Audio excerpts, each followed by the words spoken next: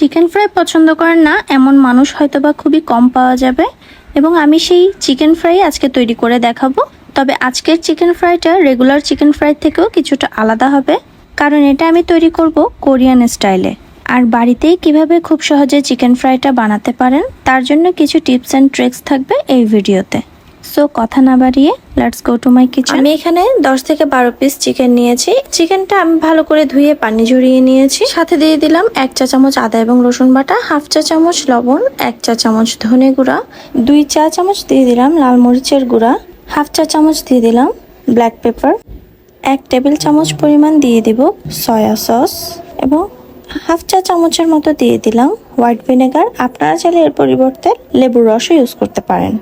এরপর হাত দিয়ে আমি খুব ভালো করে চিকেনগুলো মশলার সাথে মাখিয়ে নিচ্ছি।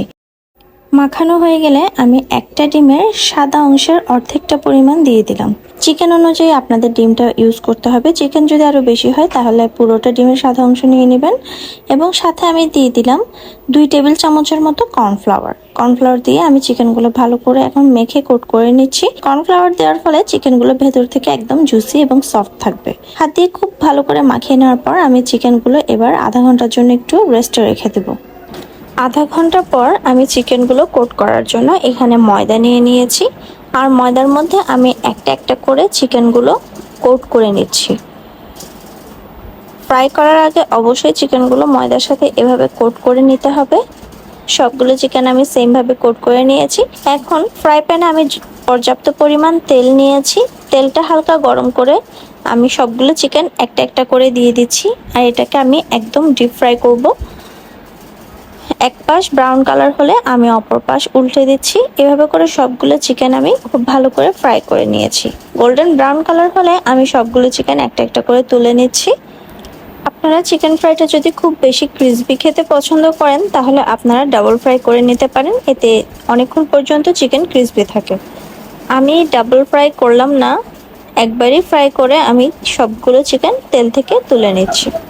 এখন আমি একটা প্যানে 1 টেবিল চামচ সয়াবিন তেলের সাথে 1 টেবিল চামচ বাটার দিয়ে মেল্ট করে নিচ্ছি। বাটার মেল্ট হয়ে গেলে আমি এখানে 1 চা চামচ দিয়ে দিলাম রসুন বাটা। বাটার পরিবর্তে আপনারা চাইলে রসুন কুচি ইউজ করতে পারেন।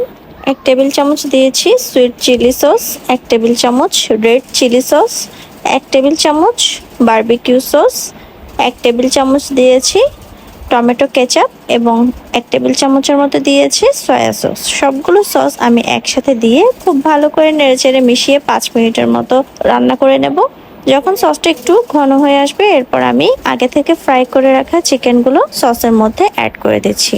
আর চিকেনগুলো দেওয়ার সাথে সাথে আমি চুলা কিন্তু বন্ধ করে দিয়েছি। চুলা বন্ধ অবস্থায় আমি চিকেনগুলো সসের সাথে খুব ভালো করে নেড়েচেড়ে মিশিয়ে নিচ্ছি। জাস্ট সসগুলো চিকেনের গায়ে ভালো করে কোট হয়ে গেলে কিন্তু রেসিপিটা তৈরি হয়ে যাবে। কোরিয়ান অথবা চাইনিজ রেসিপিগুলোতে মশলা খুব কম হয় কিন্তু সসের পরিমাণটা একটু বেশি থাকে। আর কোরিয়ান স্টাইলের চিকেন ফ্রাইটা বাচ্চারা খুব বেশি পছন্দ করে, কারণ এটার টক ঝাল মিষ্টি টেস্টটা খুব বেশি ভালো লাগে।